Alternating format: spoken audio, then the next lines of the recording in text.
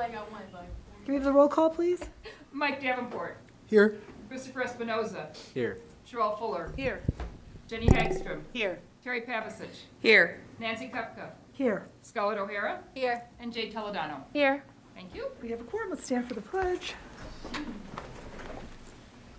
I pledge Allegiance to the flag of the United States of America and to the republic for which it stands, one nation, under God, indivisible, with liberty and justice for all.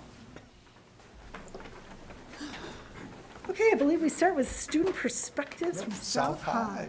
Good evening, everyone. We're excited to have Mr. Zanarega here with some members of one of our newer clubs. We've always had different versions of gaming clubs, and these guys do a lot of video gaming. And their club is called Smash Brothers, and if you're not a gamer like me, you might not know that's a specific game. Yeah. And they will be our first group to compete in the Illinois High School Association esports in the video gaming club. So we've invited a few of the members of the team to come and talk to you today, so I'm going to turn it over to them. Hello, my name is Edmund Lucas. I'm a sophomore in Downers Grove South, and I wanted to talk to you about Smash Bros. And specifically why I join every day. As funny as it sounds, like as good at Smash Bros. I am, before coming to this club, I've never actually, played against a real human before. Okay. I've always played against the computers and I like to come to Smash Bros. Because Smash Bros. Is my first competitive game. I like the skill ceiling is really high in the game. It's really fun to play against real people and different types of people. There's good players and there's bad players. And there's so many different types of players. And also about IHSEA, we went to a tournament in Naperville too. There was a lot of good players and bad players.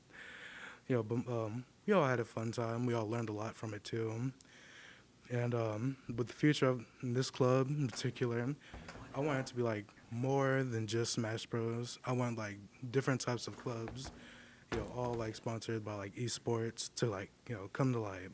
I want Fortnite, Rocket League, and different types of games to come to school too. Hi, my name is Edwin Rubio. I'm a junior at Downers Grove South, and the reason I would go to the Smash Bros. Club is before, when I was a freshman, I would always see other people just pull out their Switch and just play with their friends, and sometimes I would like to join in, but there's those people that are anxious, they can't take no for an answer, so they're just shy and don't want to feel that embarrassment of just telling someone random, hey, can I join you? And they're like, no, it's fine. And they're like, oh, okay. So going to Smash Club just brings me, I guess, happiness, saying that all these people are just like me. I don't have to be scared. And I could just tell someone, hey, want to play? And they'll be yes, and we have a good time. Also, at the Naperville tournament, there were some really nice moments. They projected, projector, every single person's name. You could pick your own nickname if you want to, and then they will call you up. They will call you up by your name that you chose, and they will act like an actual tournament. It will be all fun, and we participated. We lost the first round, but that doesn't matter. We still had fun, and it was enjoyable. And to see the future of this club would be nice. Something I think would be nice is, since it's esports, I think it would be nice if maybe we could put in a few new games, just in case other people want to join esports, but just aren't into Smash Bros. Or aren't good at it, but still want to have a blast. Hi, I'm Alex Aguilar. I'm a freshman from Downers Grove South. Basically, why I joined the club, honestly, ever since I heard about there's clubs in this school, the first thing that come to my mind is there was a Smash Bros. Club in the school, so I decided, hey, why don't I give it a try? Basically, it was fun for me to see other people who like playing Smash Bros. Like me, so it was kind of a good time. I did not went to the tournament, honestly, because I was really busy at the time.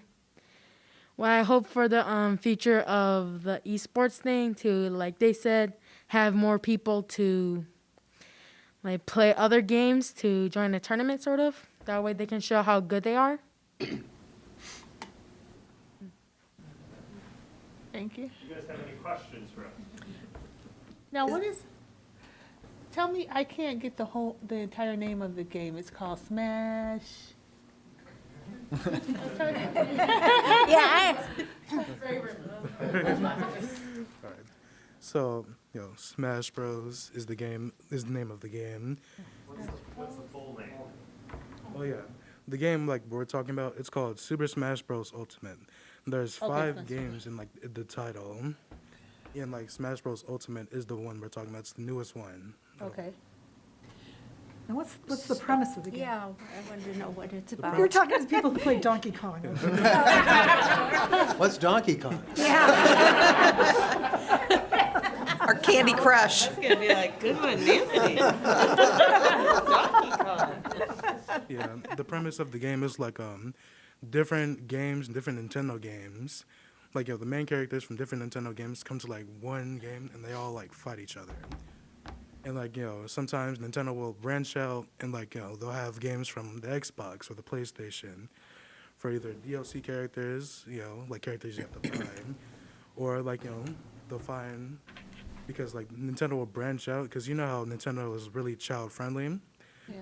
They will bring out characters like, I know you haven't heard of this game before. It's called Solid Snake. It's it's like, it's not child friendly as you can guess. You got in the game, it's like a whole bunch of like, it's like Call of Duty essentially. Shooting guns and killing people. You wouldn't think they would like bring it in Smash Bros, but he's in the game. Is Donkey Kong in the game? Yes, Donkey Kong is in the game. Always relevant. You can play, man. See? Donkey Kong is indeed a Nintendo game, so yes, he is in the game. Now, do you have a certain time that you're on it so that other high school students can play you at a time? Or do you just play within your group? Or how does that work exactly? Because, with it being the internet, it could be, me you're playing against. I doubt it. He's like, I don't think it is. You lose every time. I'd probably pay money to see that too. That would be funny. So in the club, we all play in person. Because not all of us in the club will have Nintendo Switches, so we all have to play in person. Mm-hmm. But if we sometimes if we feel like it, we can all link up on Nintendo Switch, because they have a whole friend base on there too, and we can play online there too if we feel like it. But I mean, do you invite let's say Hinsdale South? Do they have a club like that you could play against them as kind of a practice maybe for Can you the? talk about what school showed up to Naperville North during their tournament? I'll jump in here. We went to Naperville North that had over 80 high schools, all the way from down south. Hinsdale South was there, for instance, and they brought different players to play in this tournament. Okay, so it's all in the building, and then they just maybe could sit across the table from you and. Okay, yeah, I get what you're And saying. I'm just trying to. So how it's set up in in the Naperville North tournament that we went to, they would they would ask all of us in different schools to bring our own Switches there, and they would have monitors and tables and chairs to sit at, and then we would all be placed at certain tables to fight against each other in the game. Oh, okay, so that if let's say you and I are Yeah. gonna be facing each other, we would probably be at the same table, Uh-huh. so that you can see my expression. It's a modern take on chess club. Let's put it that way. I'm just trying to visualize, what's going on, because it sounds really cool, How many members in your club? Every meeting we get about 20 to 30 students. Oh, okay. That's good. All guys? or do we get a few? Excellent, All right. excellent. Good to hear that. And then, you aware that this is something that's, I mean, it's gotten really big. Some of the schools that my kids go to, colleges that they go to, have esports teams. And there's even like scholarship money for that that sort of right? thing too. It's got to Yeah. be a really big deal. Yeah. We So, even have our own T-shirts and jerseys too. Right. That's, I've actually just joined an organization this year where some colleges have reached out about scholarships. oh, wow. excellent. My 10-year-old son just became a gamer. That's why I'm trying to get him to know here. I try to get him to know. Yeah, yeah. Would we host anything? Like, So it looks like next year, the IHSA is going to start to allow different schools to kind of build their own region and host more matches Okay. that I think are associated with, bring in Hinsdale South here for a day. And so it's looking like we're hoping to be able to bring some schools in and get it a little bit more competitive between each high school rather than one tournament. does So- North have one? We're in the process We're in the of building one, and a couple of months ago, our conference met and talked about all the gaming. They had a whole thing at, I think it was Lyons Township, right? And Lyons Township is a big gaming room. I mean, like the lounge chairs and the barcas and everything. So, I mean, some schools Wow. are like really. in. Yeah, it's into a, it. So it's pretty- legitimate, I yes. just saw the Yeah. one at Yeah. Trine University a couple weeks ago. We have a It's- student who's getting a scholarship, I Wow. think, to gaming Oh, college. So, and I think might do. So you're saying forget basketball, let's do It's this. just one more, don't forget basketball. It's Yeah, one yeah, more there's thing. just- there's many different another ways. thing. Yeah. I know, yeah. but you know what I'm saying. So Yes. I have a question. Do you guys, it doesn't go as far as to start to, if you're interested in like building these games, is that something too that is down the line? Because, We have a class. yeah, that would be good. These may be our future game makers or whatever. Or working at one of these companies that make these games. That The other probably is part- cool. The other part of the organization that I know who spoke about this said that there are other outlets, specifically because it's a multi-billion-dollar industry that I we're bet. looking at here, where we had students shoutcast or kind of like talk through a match as it was being played at the last tournament. There's advertisement, there's graphic design, and there's a whole bunch of different areas that students who might not be great at the game can still find their area in this club. Every branch of sports is in esports. No, Yeah, so I- the guy's real quiet. I actually just learned some of the Back one. rappers in my era. A few of them are voices on some of these games. So Yes. that's the best I could relate to. We all have our Donkey Kong. All right, So any that's other a really questions? cool, thank you Thanks so for much. coming tonight.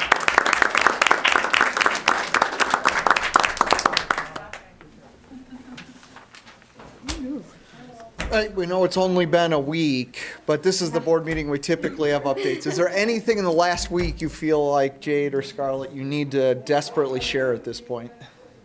We have a couple things. All right. Yes. All right. I can go first. You can go? Go for it. Sure. Okay, so yes, as Dr. Haley just said, it has been a week. So Respect Week has wrapped up. It was such a fun experience to see our different students with different abilities interact and just learn to embrace those differences. And our DECA team also went to state, I believe, over the weekend. And many of our students placed. So Jenna M. was the state champ in Principles of Marketing. Mary G. and Seema finished in third in Professional Selling and Hospitality and Tourism Professional Selling, respectively. And the team of Nala and Mara finished in the top 10 in Innovation Plan, and Robert G. finished in the top 10 for Human Resource Management. So our DECA team had a very successful state tournament. I'm not sure if any of them are going to nationals. I'll find out in the next couple of days. And then our Fine Arts Department is still working hard to perfect everything for the spring musical this year. Spring sports are in full swing. This is the last week of tryouts, so we wish all those teams luck as they start their seasons. And then finally, a little plug, the senior class board is hosting a fundraiser this week at Nothing Bundt Cakes.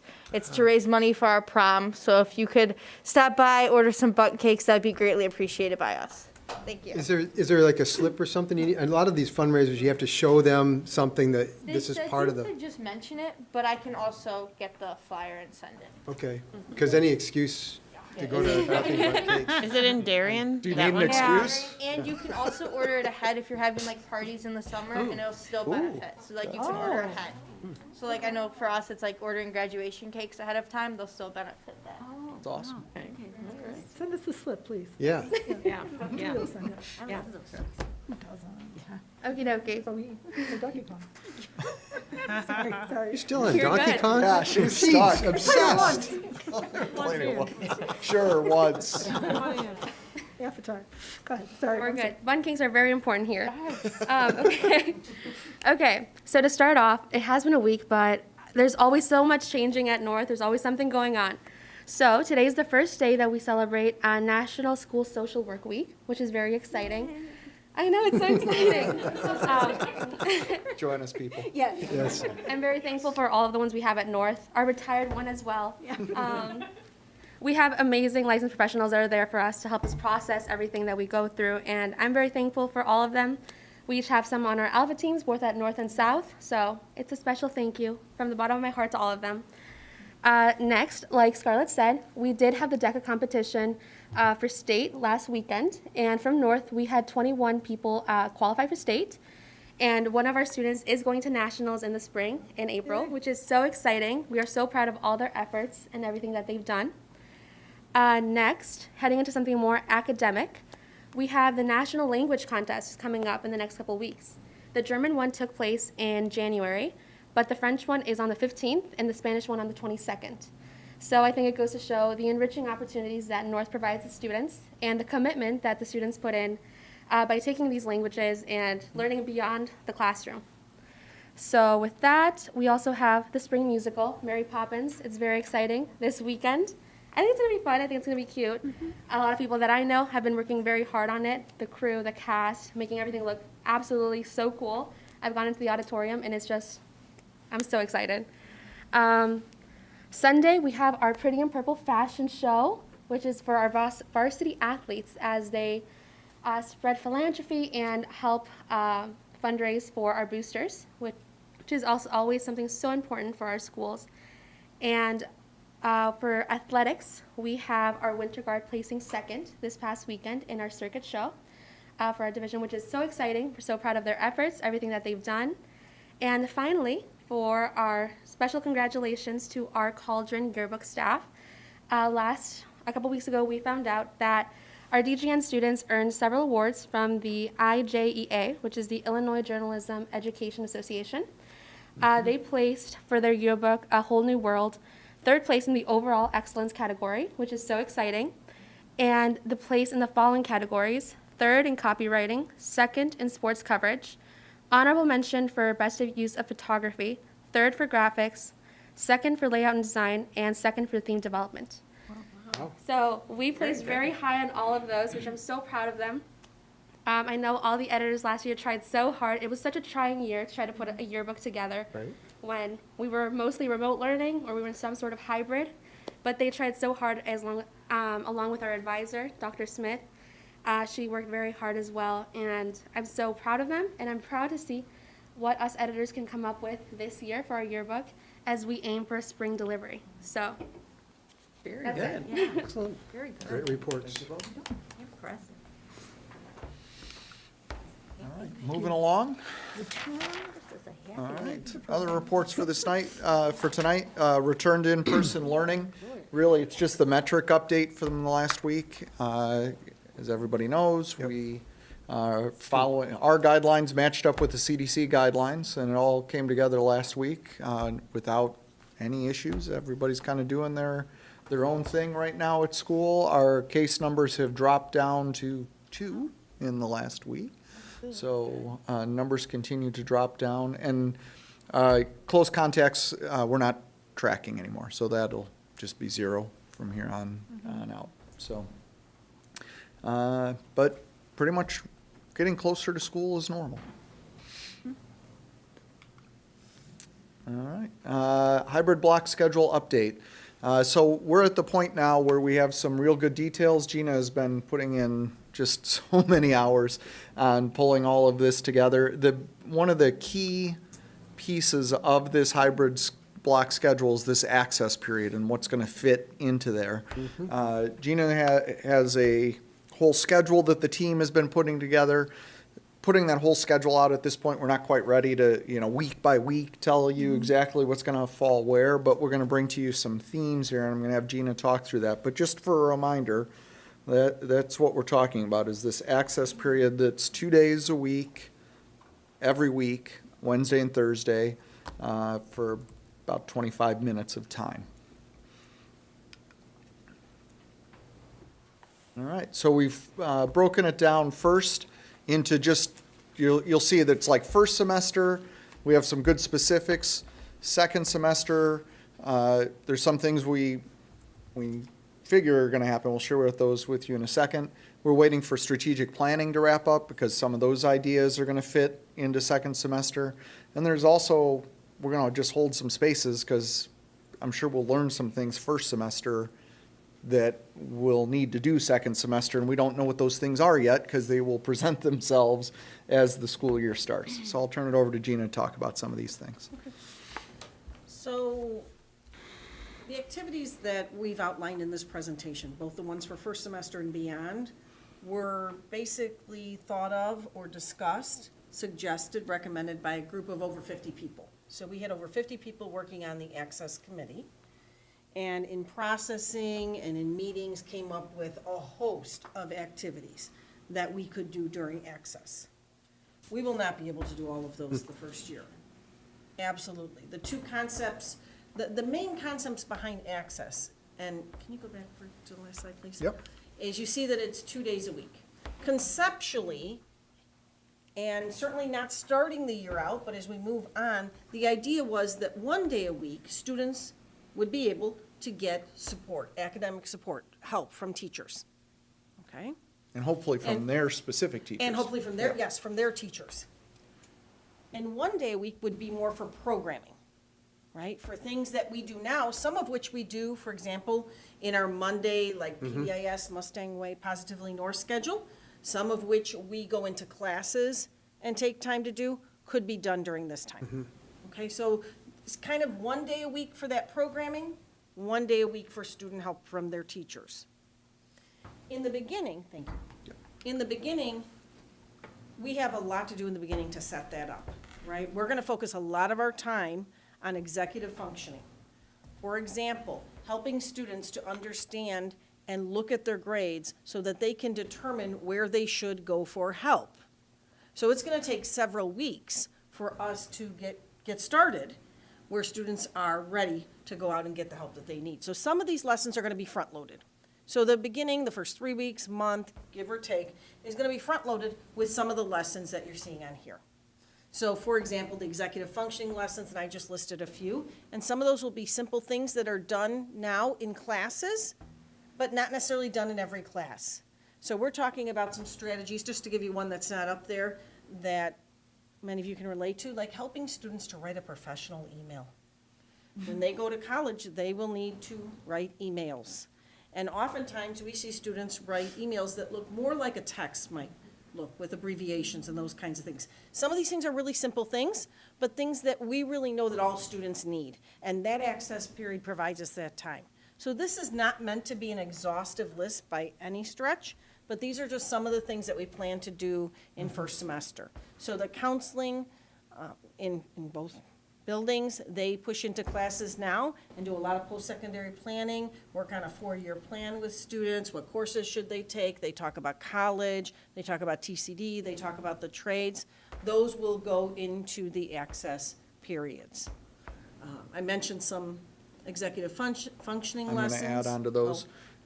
So just a reminder, part of this schedule change is tied to the DGA contract that we entered into, right? So they pair together. There's some features in that contract that we added beyond this access period for students to get help from staff.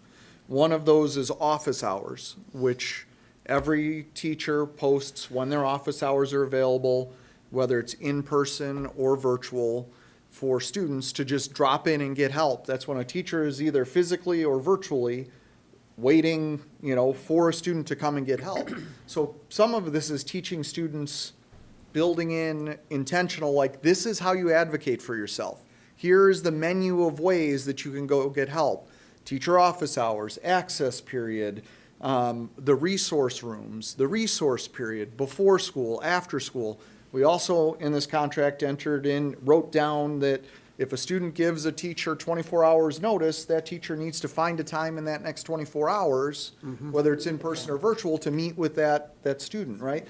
So when we negotiated the last contract that contains this schedule change that was really built around students being able to get help in real time from their direct teachers when they needed it, it's all wrapped together as part of that, right? It's part of this whole package that the board negotiated with teachers, focused on students getting individual help from their teacher in real time when they need it, well, as close to real time as possible.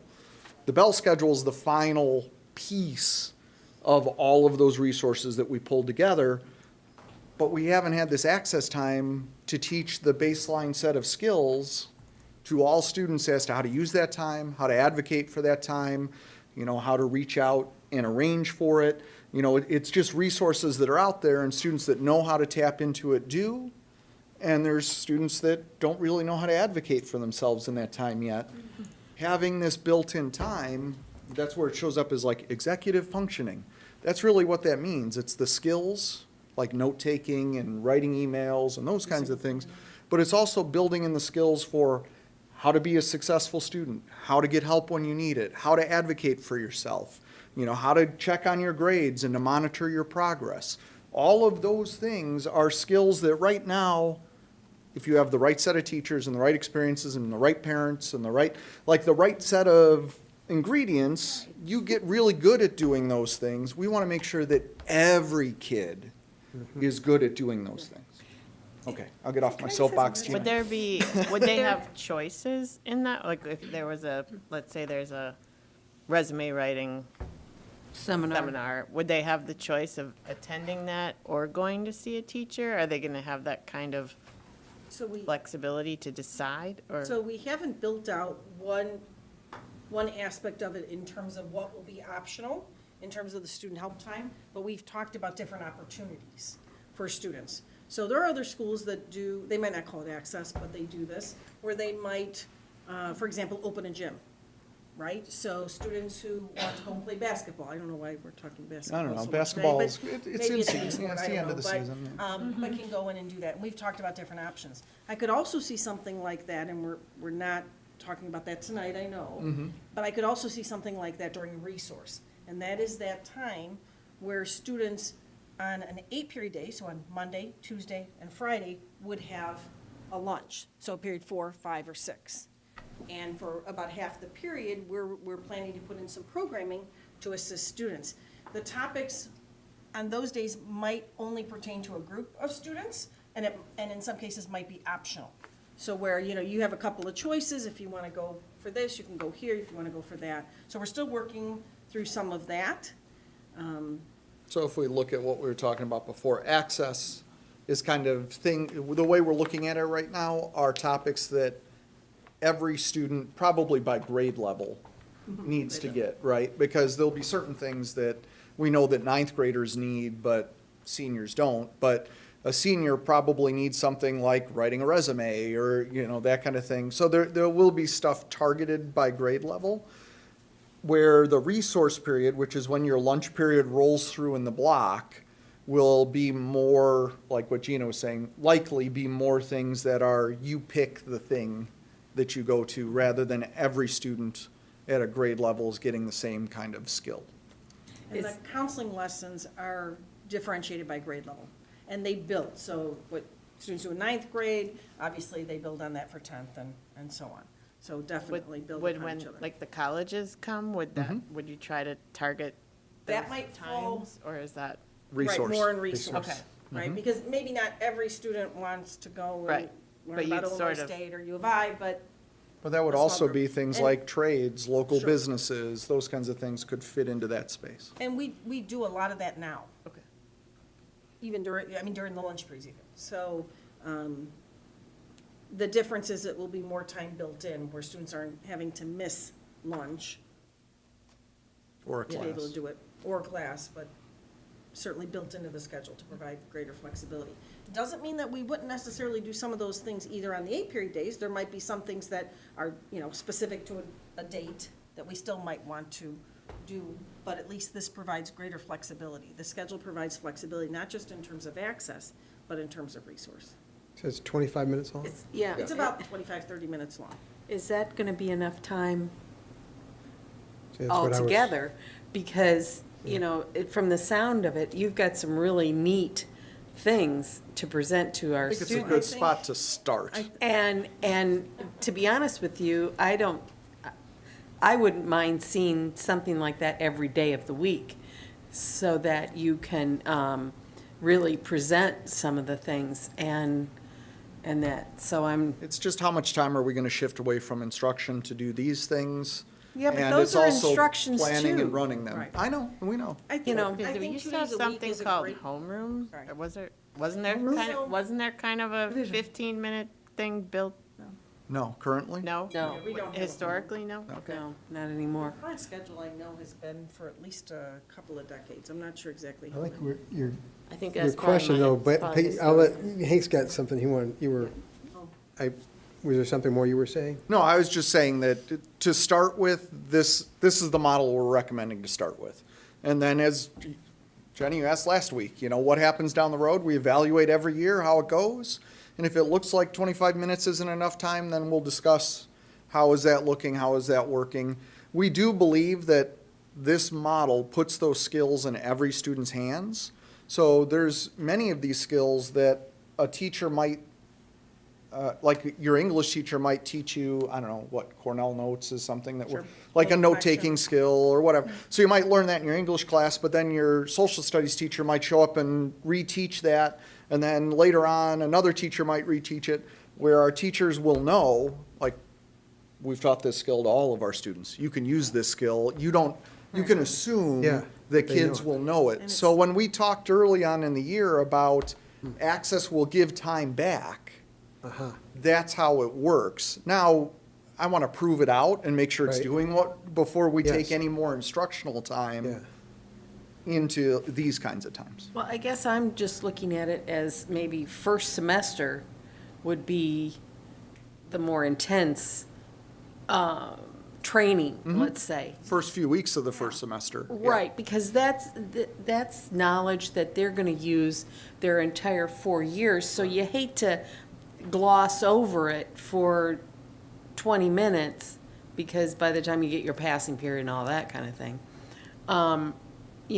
To me, it seems like it would be better if we could put some first semester and some second semester and, So- that kind of thing. That has been clearly a challenge, because every group I meet with, so we have a list of, 40, 50 different lessons. And everybody every different group has different focus.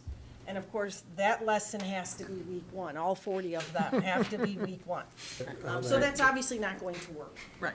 So we are in the process of determining what students need from the start. I think you raise an interesting question in terms of number of days. I do believe 2 days a week is the right way to start.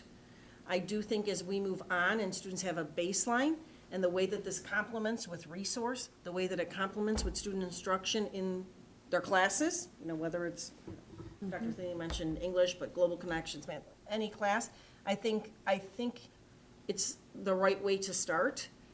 But it certainly will be a challenge, and that's part of the challenge we're going through right now, to determine exactly what needs to come before.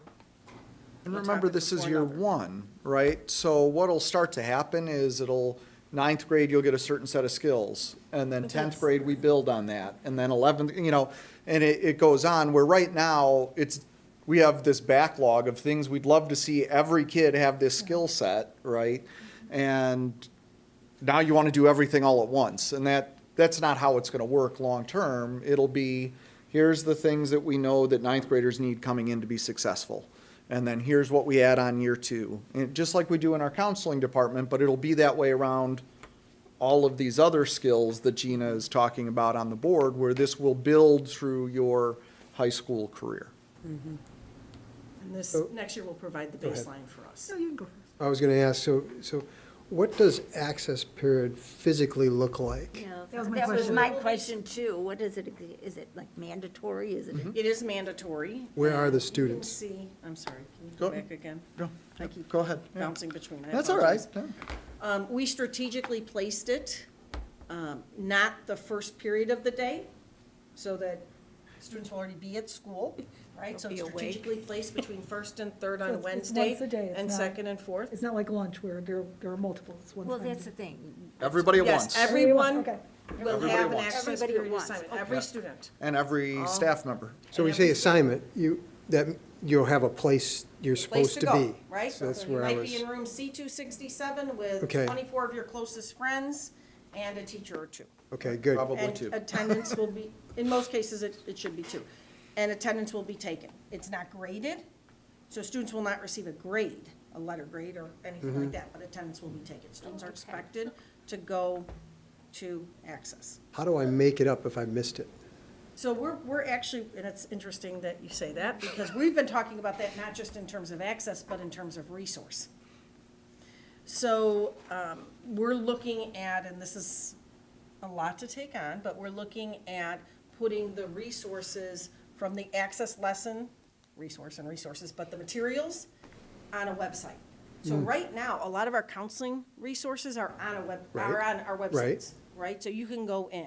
Now, can we force students to go in? Can we, probably not, but we can certainly send out reminders. The access teacher can let them know the next time they see them that, oh, you missed this, just a reminder, you need to go in and take a look.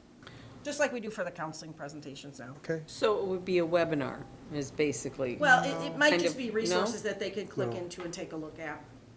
So, access, you can be in other places, or you can be in this room, and it's not like a homeroom used to be, right? Not necessarily, no. It sounds similar in a way. There are some aspects that would be similar to a homeroom in another school, but it's, I'd say the programming here is what makes it different, yeah. So because we've taken homerooms out of schools. I Correct, think. yeah. I totally forgot about Homerooms used to homeroom. serve as like an attendance period, because Yeah. it used to be that that's where your attendance for the day was taken and recorded. But that's not what we're talking A about here. relic. Yeah, I mean, Like we homeroom are. was show up, announcements, check in. Yeah.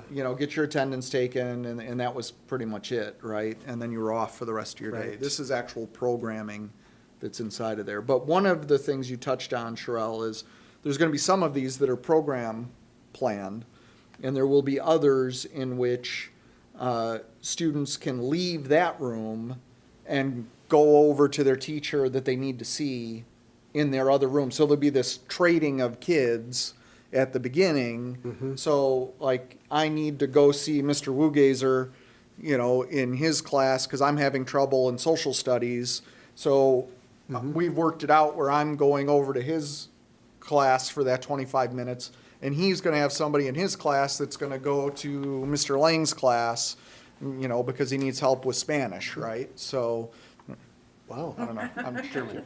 I just gave you a. Physics, let's say yeah. physics.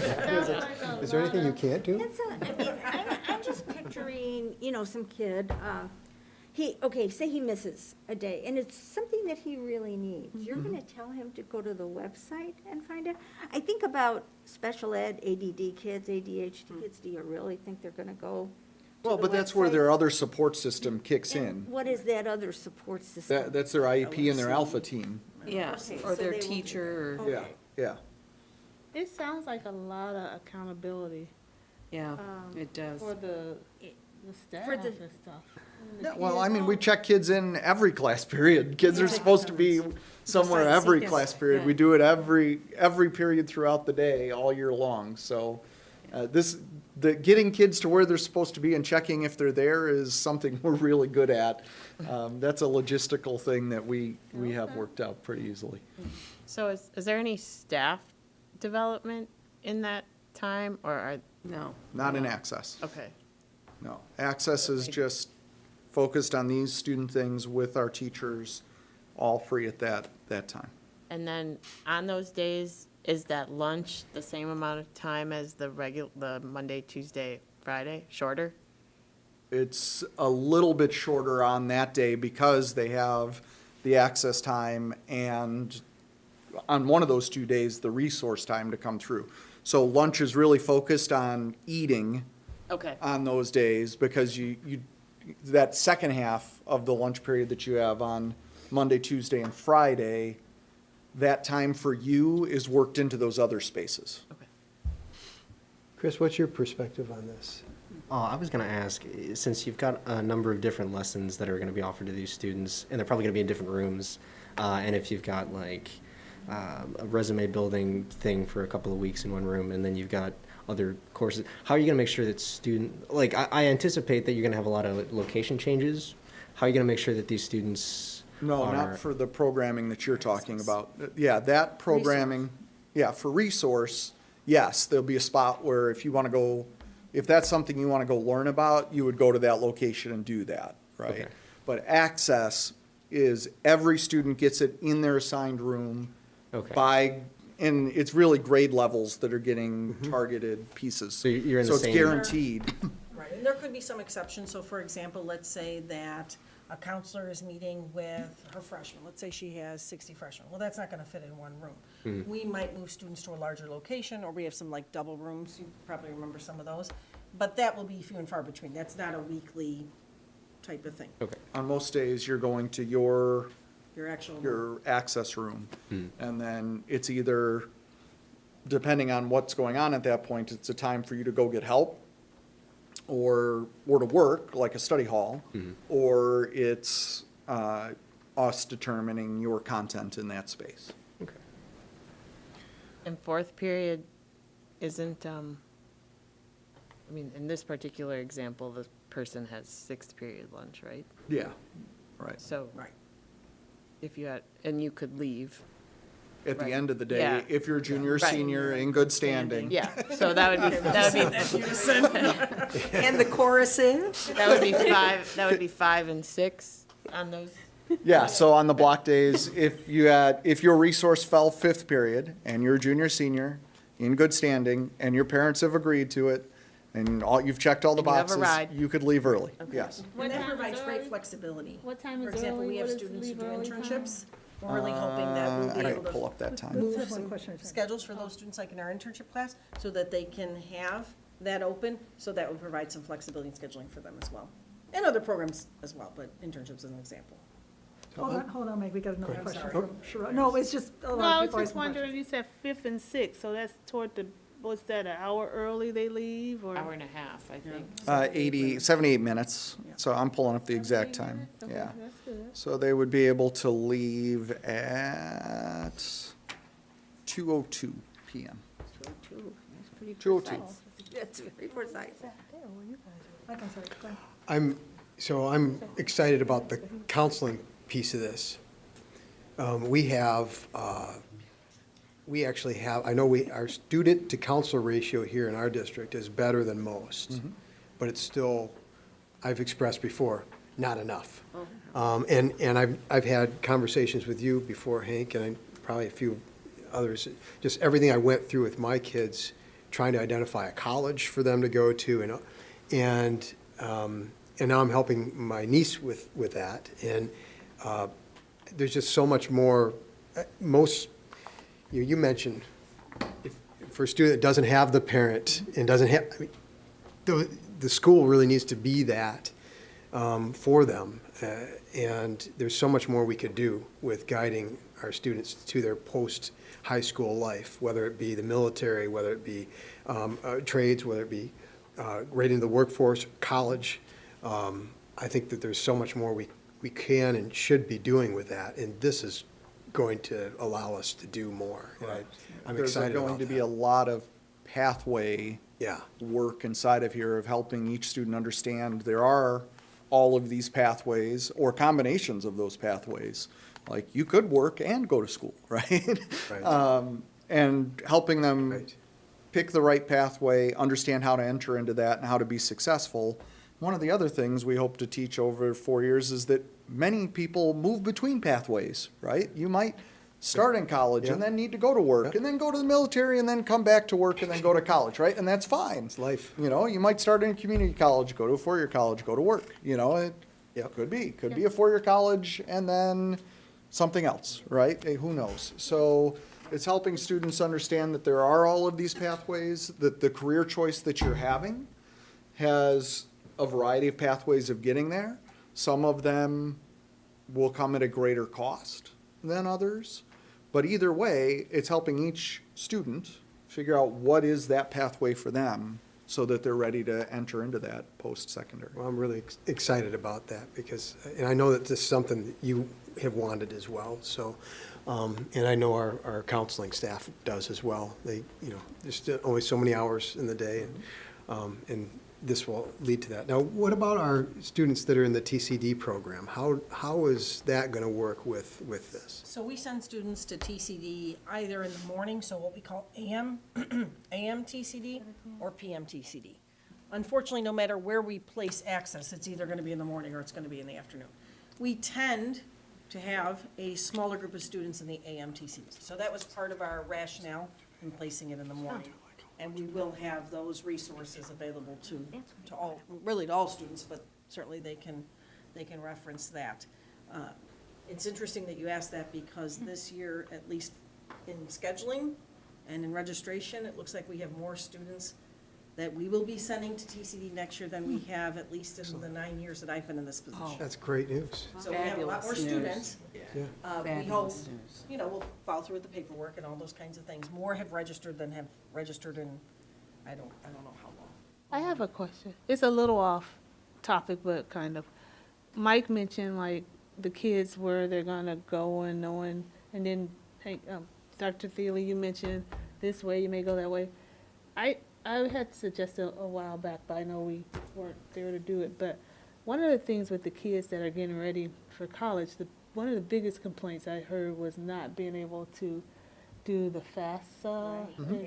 And have we had, I mean, that was something I was willing to volunteer for, to come, would have the parents sit down and well, I helped kids, I ended up helping them do it, even though it wasn't kind to me. And right now, we do hold sessions where Yes. students can come in for help, and they even hold some information system, or in the evening. evening. Part of the challenge with the FAFSA is that you need your parent Right. information, and that's often one of the challenges we face, so we get the students to where we can. I mean, But even, that's, oh, sorry. but I could definitely see that being more of a resource activity. But I mean, So if you even- need help with your FAFSA this week, you know, Coming go to into the the College College Career Career Center or wherever. Yeah, I'm talking about more like a community night where you have We do that now. volunteers that will help, because the people. parent could come then, because the parent is Yeah. probably at work during the day. And the counselors run that now. Okay, I don't all know right, that we have I community like members to be come in, interested but in it. I know the Because what counselors I do. found when my daughter was going through, there were some great counselors, but what do you have? You don't have, I mean, you can't hire 40, right? So it's just the bandwidth against That's right. how many students, and it's That's right. nothing, they're working their butts off, I'm not, No. Right. I'm not, you know, I'm just saying that you don't, it's not enough. Well, but Right. this should help the efficacy of our current counseling staff because Yes. we build in this time where every student is getting these baseline skills. And some of these cross over with the things that counselors are providing support for. And then you have that built-in resource time where students, and we have programming going on. So the idea is that a single counselor doesn't have to do everything with each individual kid, right?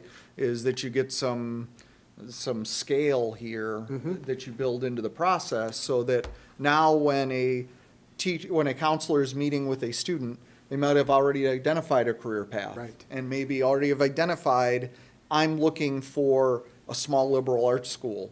And, okay, now I can jump past a whole bunch of things and jump right into what you need right now, rather than I need to meet with you and work up to the point Right. of That's this is exactly where it. we're at, right? So it makes the time that our counselors have with students, you know, I said at the beginning about students being better at advocating for themselves.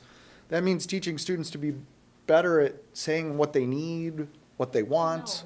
And, yeah, and that they know more, so when that time that is spent one-on-one with a counselor is way more effective than what it is right now. Yeah, because I just find one of the detriments to success is access to information. Mhm. Everybody does not have access to information, and so, yeah, but I mean, I know everybody's doing a great job, it's just how do we pull No, in, this is how we do it. yeah, how do we pull in community, people that could lend their time, that have talent and time to, you know, that's all. Can you skip to the next? Do you mind if, I was just gonna grab it for you, but. Don't touch the feels clicker. weird. My. So one of the things I want to Possessive mention that is goes remote. along with that is we became an AVID district almost a decade ago. Oh, this was cool. And as too. you know, that we have one AVID class at each grade level, freshman, sophomore, junior, senior. One of the goals of AVID as the organization, but also our goals here in District 99 School-wide. is to implement AVID strategies as much as possible in what is called school-wide, so across the curriculum, right?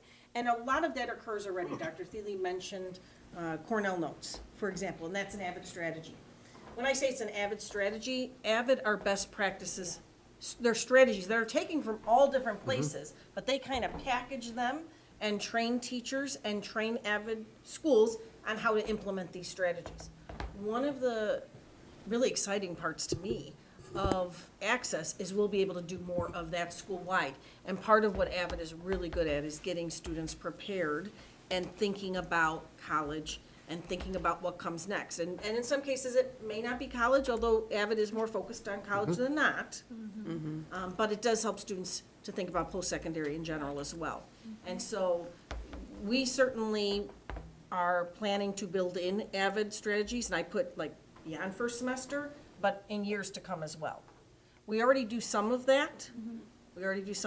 But we might do it in Global Connections, but we don't do it in any other classes. Or we might do it in our Strategies for Academic Success classes, or we might do it in this class. Here, we want it to be school-wide, so all students learn how to use those strategies. And so that they'll have those strategies with them for whatever is next. So I think that relates to that part. Did you have a question? Yeah, how many years did you say that AVID had been a program? Probably 5 years. No, more than that. it was I before I got I was here. gonna say 10 years at 10-ish, least. I think. Yeah, like when we It was first came it out. was- Yeah, it was I've shortly been after we here came at on. JSC 9, Yep. and I think it was 1 year when I was still in the building. So I believe it's about give or take a decade. But it's one class of students. There was 1 year at South that we did have 2 classes at a grade level. Yeah. But that was Okay. not typical. Yeah, I know, I had some friends who took AVID. Do you guys ever, like, get feedback from graduates who went through AVID and then went to college and were like, hey, these couple of tips Yep. helped, or things like that? Because- Absolutely. In fact, some of the Successful alumni have program. met in the summer. Yeah. And some come back. We've had AVID graduates come back and tutor for us. So, part of AVID is tutorials, not to give you too much detail, but they're tutorials. And in a perfect world, they would be led by college-age tutors. That's really challenging for us because they have schedules that don't always mesh with ours, right? But some of them have come back and tutored, which has been great. Awesome. I'm gonna go back a Yeah, slide to sorry. make sure we I get just to wanted the AVID everything that strategies was, to show. yeah. All right, so other things that we're already planning on falling in first semester of next year include social emotional learning skills, our PBIS lessons, so instead of an alternative schedule on Mondays, that would fall on an access period. We have our required training that has to happen in the first 90 days of school shootings, that's ALICE safety training. We have a variety of surveys that we need to give, and then obviously we talked about the student help and support. So that fills up kind of your first semester of skills. When you sit down to start building out a schedule, it seems like, how are we going to fill all this time? And then it's full, So then we have this, as Gina said, this long list of other skills for second semester and beyond that we've talked about some of these tonight. I guess I'll turn it over to you. You've been in the room, but. Just one other question. So Yeah. I appreciate all the work that has been done on this, but I know I asked early on, what metrics will we have in place to make sure that this is working or not working? Because I think we talked about doing it, and I don't know where we're at on that, to be honest, at this point, but almost like a trial period for this. But if it's full-fledged, what metrics are we gonna build and make sure this is, or That's- have we considered that? Yeah, that's why we're bringing in a third-party program evaluator. That's why Okay. Meg Ormison is coming in, and White and Company, our architects, are paying for that So study. that is the stuff that's gonna get us. Yeah, that, and that's then you all- guys will report back. Yeah, they to the will, board. Okay. Meg will be reporting back to the board on the progress periodically for the next 2.5 years as to how the progress is going, the feedback that she's hearing, the data and metrics that indicate that we're making progress. And if we're not, then it'll be our job to come to you and say, all right, this came back that this wasn't successful, so here's how we're going to fix that. So the board will get real-time reporting on how effective these changes are. And of course, we would be doing that as an administration anyway, but it's always nice to get an independent third party to come in and talk to people and give you feedback that isn't, our view on it, but, somebody who isn't connected to us to come in. Okay. So connect on that, I actually forgot to, the 9th and 10th graders, during that time, would they be in the commons? Like the resource on the long, Oh, on their lunch period? on the long, Yeah. not, yeah. Okay. Yeah, for half of that will be resource, will be programming, where they can either will go to do things or can go to do things, depending, that's the next thing that Gina's working on after access, right? And then the other half of that is like a study hall. And then that's where commons, library, all of those resources, the counselors, everything that hangs off the commons Yeah. is available. Present, whatever they do currently. Yeah, yeah. So it's like gives them lunch, you have to eat, and then you have that short back half of it, 20 minutes or whatever to get help. This gives you a little longer period of time, 1 day a week, to take advantage of all of those things. Well, will they have the entire lunch period to, like, they could choose to eat later in their lunch period? That's what versus- goes on right, now. Yeah. Yeah, yeah, that's what's going on this year. Right. And that's why Meg's gonna come in, the researcher is gonna come in the next couple of months to just do some feedback from students on how that went this year. And then next year, it's kind of like, you're still gonna have that Monday, Tuesday, and Friday. Then on Wednesday and Thursday, you'll have a little lunch period inside of a class, right, where you go and get lunch. But instead of 2 longer lunch periods on those 2 days, instead you get this resource on one of the 2 days. It's a little longer chunk of time, right? So the idea is that you're giving students a variety of different shapes and sizes, and teachers a variety of shapes and sizes to build in what they need in those spaces. Like right now, if you need to go make up a test, that's hard to do on your lunch hour, to go eat and go make up a test. But on a resource period, like, I could go make up a test on that day, and I don't have to stick around after school or miss a practice or, miss getting home on, at my normal time on a bus. I can go make up a test during a resource period. I got plenty of time, right? So it's giving Don't these eat. different windows of time, and then it's up to us in that access time, especially at the beginning of the year, to set expectations and teach students how to use that time appropriately, right? That doesn't just become 40 minutes that I blow off, and then, oh my goodness, I could have made up this, right? And it's building some expectations, and then help our teachers doing that as well. Like, hey, Mike, you have a test that you missed this week. You should make that up by next Friday, and your resource time would be a great time to do that, I right? have that nightmare again now So tonight. are you asking if they could have eaten during that later I'm resource? saying there's Or still are time to they eat- there's still supposed time to in eat. the lunch? There's still the time, yeah, so if we go back, so if we look at this sample Like, they're not student. gonna eat in that 6. Right, so this student, if it's Thursday, right? Yeah. They're gonna show up in the morning, go to English, and then go to their access period. Then they're gonna go to their social studies class. And then this specific student has B lunch. So they're gonna go to the first 2/3 of their elective class. So let's say that's art. They'll go to like 2/3 of their art class. Their whole art class will break, go take a 38-minute lunch, and then they'll all come back and finish the last third of that class. Where another student might start in lunch and then go do their whole art class. Another art's a, it doesn't have to be art, right? It could be a different class. Spanish. You're right.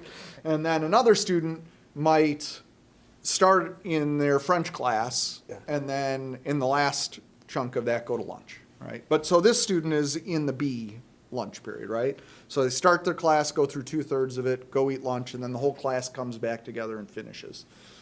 Then this particular student has resource. Part of that will be either required or offered options, which is what Gina's going to work through with this team next. And we'll come back to you with, here are the things that we're offering. And this is where she said, like, maybe it's the top 4 universities that our students go to. Maybe it's College of DuPage. Maybe it's the 4 biggest employers in the District 99 area. Come and talk about getting a job with them, or maybe the different jobs that are offered there, so that they can see they have everything from a custodian to an attorney that works in the building up the street, right? And, or maybe it's we are pushing in all juniors need to come during this time and do their bubbling for SAT exam, right? It could be any number of those things that happens. And then the other half of that is study hall. For some kids, for some groups of students, every so often that whole block of time could just become, your time for study hall. And depends on how everything gets programmed and placed out for the course of the year. Or you could have a student that's a junior, senior in good standing that then is allowed to leave at that point. So maybe a junior that has to do SAT bubbling needs to stick around until they're done bubbling, and then they could go ahead and go home, right? Or they stick around for the whole period. But that's kind of how that day kind of flows through. I know when you look at that, it's like, wow, that's confusing. But it really doesn't become that way because we have less messed up weeks. I'll call them messed up, right? Unusual weeks over the course of the year. So Monday starts becoming, every Monday is like this, and every Tuesday is like this, and every Wednesday is like this, and every Thursday, and then every Friday, right? So you start to build, even though there's differences in the course of the week doesn't get monotonous, but the weeks get predictable, over the course of time. So by building in time for these things to happen, we actually get more consistency over time as to how a student's schedule works. I have another overarching question. It kind of goes along with what Sherelle was asking in terms of how we're measuring our success with this. Ultimately, I think that we're looking for more success with standardized test scores. We're looking for better grades. We're looking for, what are we going to use as the yardstick, I guess? So the initial, I'm going to pull up my slide so I can read from it, of what Meg proposed after we met with her several times to walk through all of this information with her. What she brought to the table is recommendations for the initial data pieces, and there could be more than this as time goes on, right? But this is her first take on it. Survey says. Potential measurables were number of times students connect with teachers to receive help, improvement in student achievement, number of poor grades, impact on cultural issues related or reflected in the culture and climate surveys, impact of the Wednesday-Thursday schedule, creating access connection with trusted adults, especially in year 2, because we envision that you will keep the same access period teacher year after year after year, right? So that you start to build a different kind of check-in with an adult over time, and that gives a different perspective. Remember, I taught science, right? So there was a lot of students that I had 1 year or 1 semester only, but I also taught band. Yeah. So I had students that I saw for 4 years.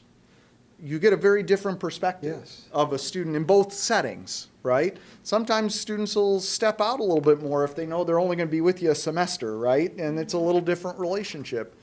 There's a much different relationship of a student that you have year after year after year, and you see them grow.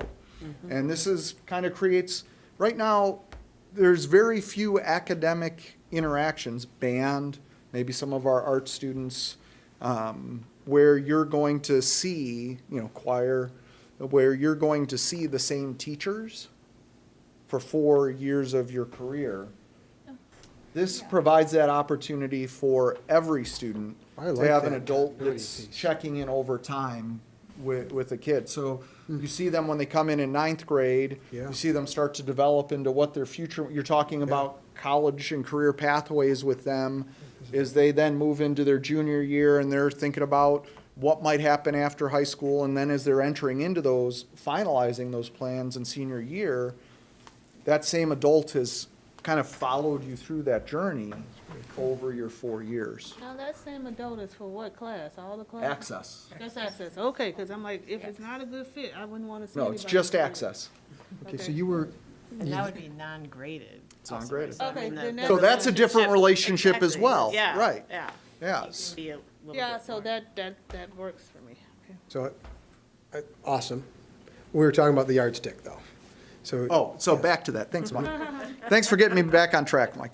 Other things on the list are, so impact of the Wednesday, Thursday schedule, creating access connections with trusted adults in year 2. So making sure that we are seeing some of that occur. College and career readiness standards.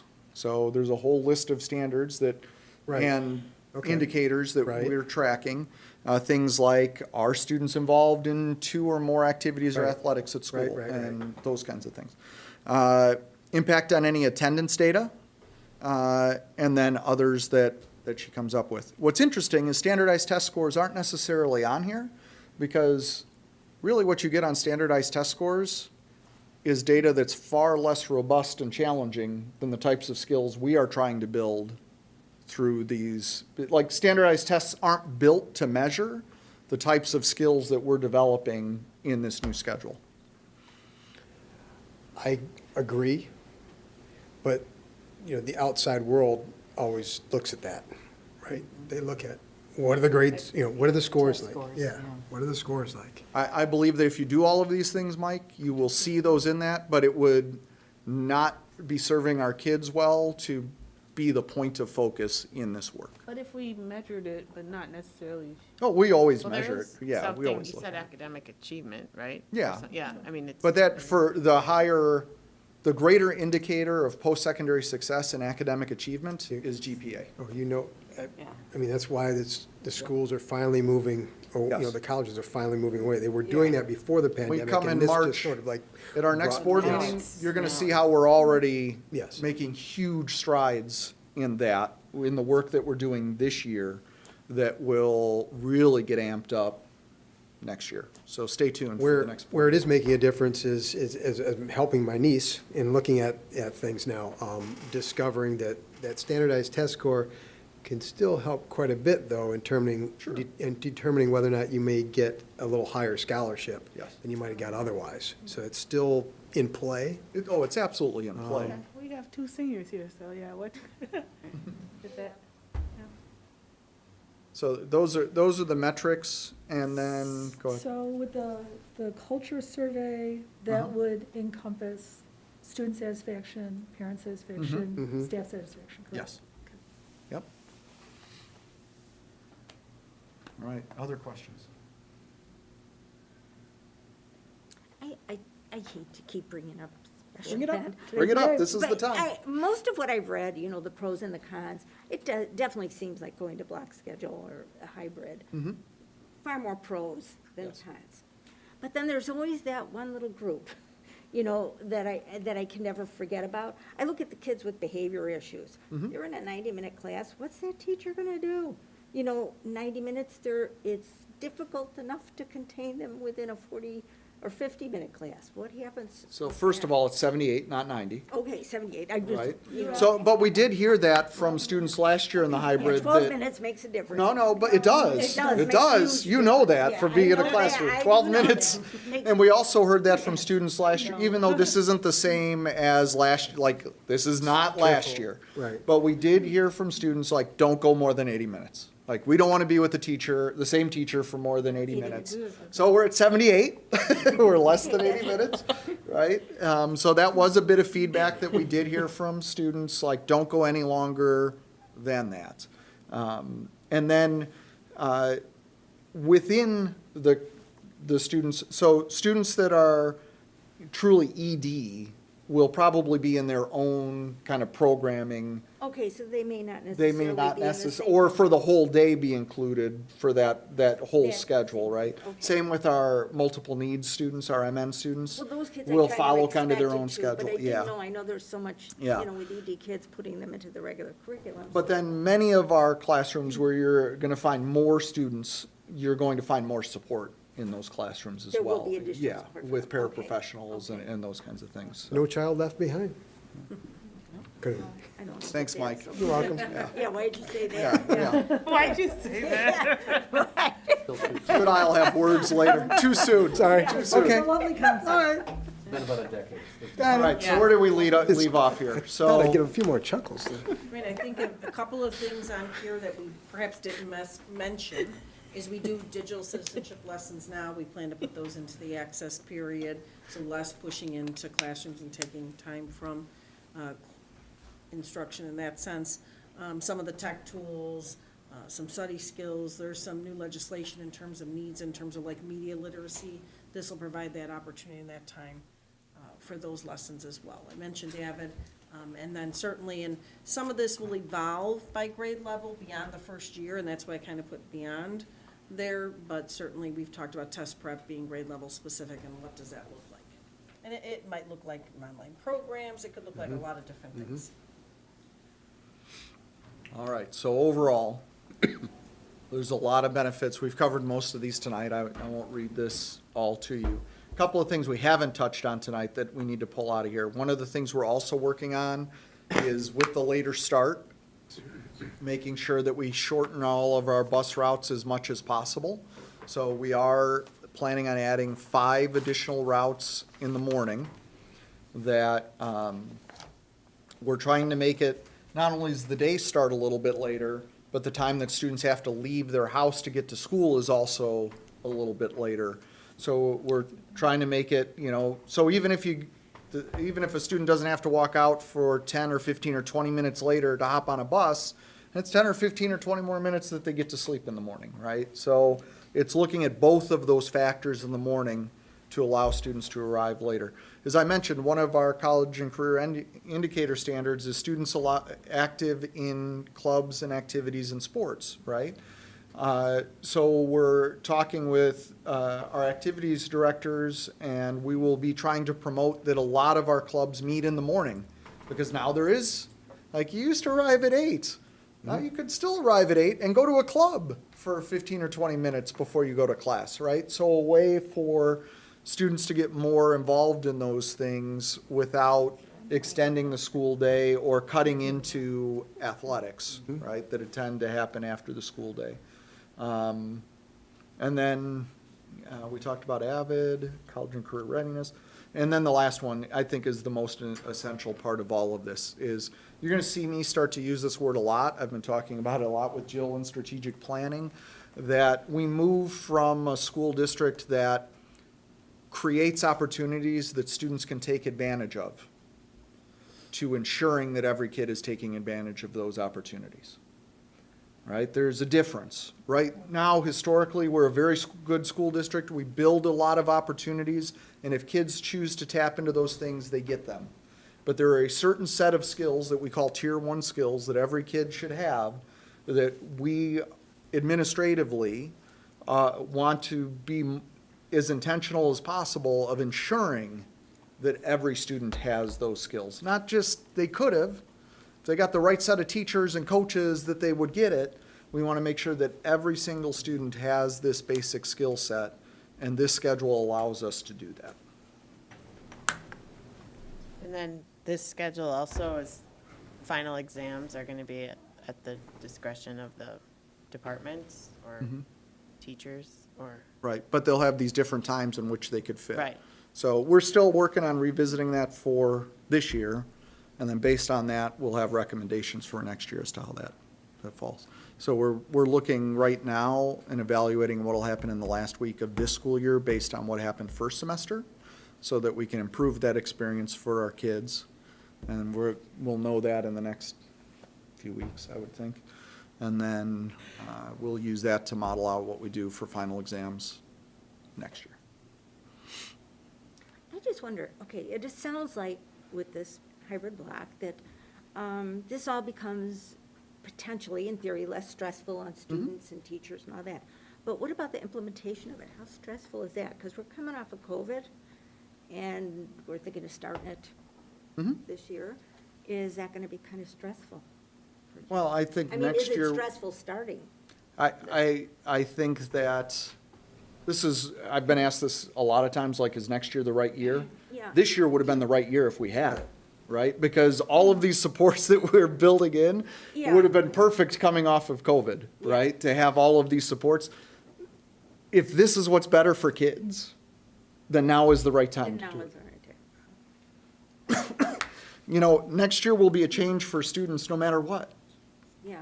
It's going to be different than the last 3 years. Hopefully, we won't end it 2/3 of the way through and leave for a pandemic. Hopefully, we won't have a year of hybrid and mixed up stuff. Hopefully, we won't have a year of COVID restrictions, right? Hopefully, no matter what for our students next year, our seniors next year, It's different. will be different, no matter what we do next year. Even if we went back to the 8-period day, it's going to be different. It's going to be a change next year. It will be a different school year than what they've experienced in their prior 3 years, and thank God for that. So this is the right thing to do for kids, then it's the right thing to do for kids now. All right, so. That was the biggest set of solve fors between the last two board meetings that we've brought you, right? Gina's still working on resource and probably will be for the rest of the year to get all of that worked on and in place. November, we did seek Board of Education approval to work on this. Technically, the board doesn't have to vote on it again. A bell schedule is, within the administrative purview to put that into place. How the board's voted on it twice with a contract and with and authorizing the work for it. However, Nancy and I talked about it. We would like to bring it back at the next board meeting to just take formal action on it. Even though it's not required by the board, we just think that it would be a good indication to everybody that we're moving forward with this for next year. So at this point, between now and March 21st, if any board member feels like we have not answered your questions so that you can make an informed vote at that time, this is your time to ask those questions over the next 2 weeks. To get them to me, we'll make sure we have them for you in advance of the March board meeting. Remember, as a superintendent, my job isn't to convince you to vote yes. My job is to convince you that you know all the information you need to make an informed vote. Of course, we've done a lot of work on this, and we think it's the best thing for kids. We hope that you will vote yes on it. But we never want you to reach a point where you feel like you don't know enough to make a decision. So if there's something you feel like, I got to get this answered before I take a vote, yes or no, the next 2 weeks is your 2 weeks to let Gina and I know, like, at the next board meeting, please bring this to us so that you can be informed enough to take action. And then we do hope that that we vote and we move forward and we're ready to go at that point. So any concerns or questions that I can answer right now? This is kind of a one-off, but when you look at like those standardized testing days that we have coming up, how do you envision, are you thinking of placing those on a regular 8-period day, or, because it just depends on what the state gives us on what days. Yeah. That's determined. They by pretty them. much become their own days. Okay. They don't become, like this year, it'll be It's an 2, announcement's right? going out on this one. Or did it go out? I think We it already went. sent it. We sent it, yeah, okay. Well, there'll be more announcements with Yeah. rooms and Yeah, all all of kinds of that, information, of yeah. course. But it pretty much, they become their own testing days. Unlike SAT, that's a set date by the state. We don't have any choice. Okay. Yeah. And they don't always pick the same day, No. because that would make sense. They want to surprise you. So that, like, you're saying what, the 9th and 10th graders Testing day. being on a different day? There's actually a testing window. Okay. Same So- with ISA, so Illinois Science Assessment, excuse me. So those tests have a testing window. We've often obviously paired PSAT 8-9 and PSAT 10 with SAT. This year, coming up, doing a little bit differently in terms of schedule than we have. And then Illinois Science Assessment, we typically do during the school day, as we will this year, in like 2 shifts of students, dividing the junior class in half. All right. Other questions? All right. All set. Thank you. Thank you. Excellent work. All right, this one's short. This is the first meeting of staffing recommendations. This is the shorter one of the 2 meetings. The longer one comes at our next meeting. That's why part of the reason we want to make sure we got all of the schedule questions out of the way tonight, because we'll have a larger staffing presentation at the next board meeting. This is the first meeting where we bring you recommendations for new positions that were added. I'll have Gina talk about the first 2, which are kind of tweeners. They're not really new, but they are. So as you may recall from our last meeting, I talked about the ARP ESSER 3 use of funds plan. And you may recall that I had the student success coordinators in those plan, or in the plan. So this year, salaries are being paid out of ESSER 3, or ESSER ARP as it's called. However, moving forward, we do not anticipate having enough funding within the grant to be able to fund these positions, and we have been very pleased with these positions. We have seen that having the student success coordinator as an academic liaison between counseling, student support services, and academic classes and teachers as a great benefit to our students. They are working with not just students that are obviously in person in school, but students that are hospitalized, students that may be on homebound. Yeah. And we're hoping that the board will continue to fund these positions, but moving to funding out of local district funds. This is a position we actually talked about, we've been talking about for years. Yeah. This position as well as. For as the long as I've intervention- been here. Yeah, definitely. But when we saw the opportunity to be able to do that, we put it in place, and as we had hoped, it's been very successful. So we're hoping that the board will continue with these positions. I have a question. First 2. When it says potential cost estimate, is that all-in cost, is why we're calling it that way? Yeah, because it depends on the teacher that you hire for it, so salary and benefits. It's gonna be a teacher?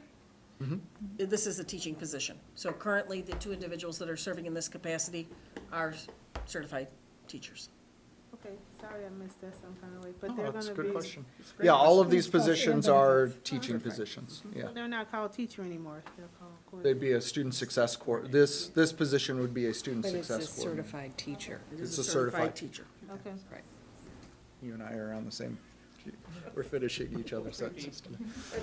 And in terms of absorbing the cost, you had mentioned something in the, about how you really didn't see this as, in terms of overall.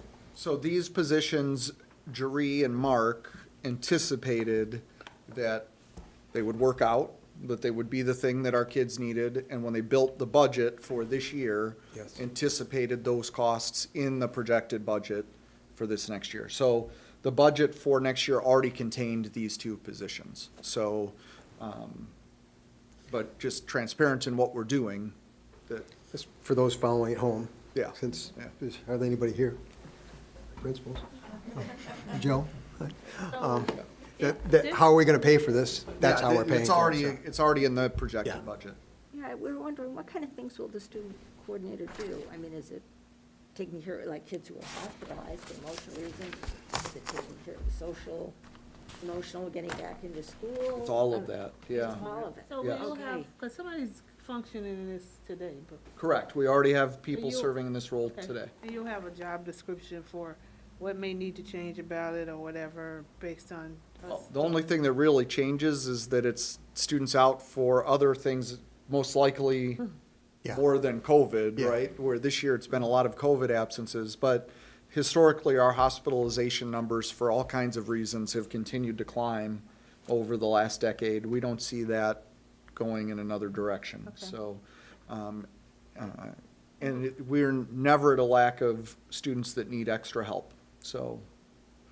Okay, and before we were using these ESSER funds and ARP, and now we gotta absorb it, you know. Local funds, yeah. And when you say local funds, we're talking about just our. Our budget. Okay. Yeah. And as I said, Mark and Jeree built that into our budget for next year. They anticipated that these positions would be successful and that the district would need to pick up the tab for them moving forward. And that anticipation was based on, past experience, knowing that this was something 6 that we years of really talking wanted to about it, have. yeah. And then we have a Yeah, or situation 5 like this pandemic, and the government at large goes, hey, this is something we really need because we have so many students in need and dealing with remote and what have you. And just because the pandemic ends doesn't mean that the need is going away. We still have students that have to miss school for any number of reasons and have other issues that Yeah. this coordinator is going to help with. And another preview of our next board meeting, we will talk about our, as I mentioned earlier, our strategic response to students that are failing. This position helps cover that gap and make sure that students that are not on track to graduating are in their purview of helping them get back on track. So, and then I'll let Scott talk about T99 social work. Yeah, so we're asking the board about an increase of a social worker. So just to give you a little perspective, we've increased in the last 4 years about 20-some students, but we haven't increased social work support in that time. We've always had kind of a part-time allocation for the social work. So with the increase in numbers, we're looking to move that up to a 1.0. So it'd be a full-time social worker at the transition program. At the program.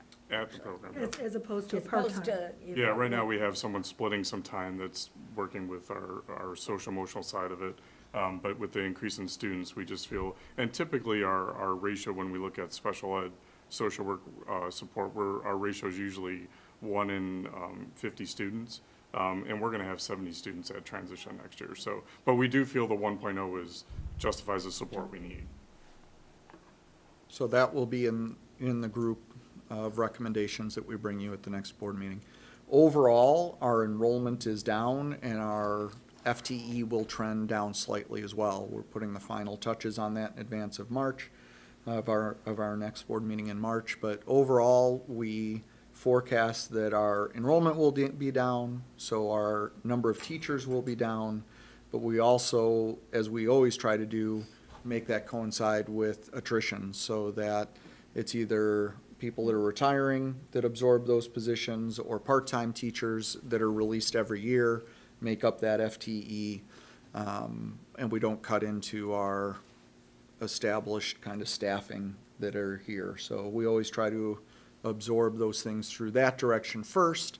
However, you will still see on the agenda for the next board meeting a hearing for reduction in force, because anytime we're reducing any number of staff through a combination of reasons, that sits on there. But when you see that, don't get concerned that we're releasing a bunch of teachers as a result of that. So that all will come together at the next meeting. The enrollment piece, so curiosity, how does the effects of the last couple of years line up with the CASARDA model that we've been following forever? Yeah, it's not following right now the CASARDA model, but that is true for all of DuPage County. Enrollment is down everywhere in public schools. We have intentionally built some space in some of we're down about 3, but that we could have been down even some more, you'll see. But we had to build in some space because we anticipate students coming back. We had students that went to private schools because of COVID, because of different restrictions. We had students that went out of state because of COVID restrictions and not wanting to be in the Illinois set of COVID mitigations. We are leaving space because we anticipate that some of those students will be coming back this summer. So we've tried to, even though we have declining enrollment, leave some key spaces open because we anticipate a move back in to the DuPage County area and especially our attendance area over the summer. So, little preview for you. Okay. Do they have a deadline of, or can they just tell you? They live in the attendance area, they can show up anytime, we take them all. No. Even on the last day of school, they can show up. Yep. Public schools. Yeah, we're a public school. We have no forms, right? So no reception of visitors, all we need to do is adjourn. That's remarkable. Oh, When was the last time that happened? so moved. Terry doesn't care. I'll second. Sherelle. Oh, Sherelle beat me All those in favor? Aye. All those opposed? We are adjourned. I'm sorry. I like this meeting. It was a Yeah, good meeting. Terry then first. Sherelle. Terry, then Sherelle. Thank you, Sorry, everybody, have a Mike. good evening. It's okay. Thank you.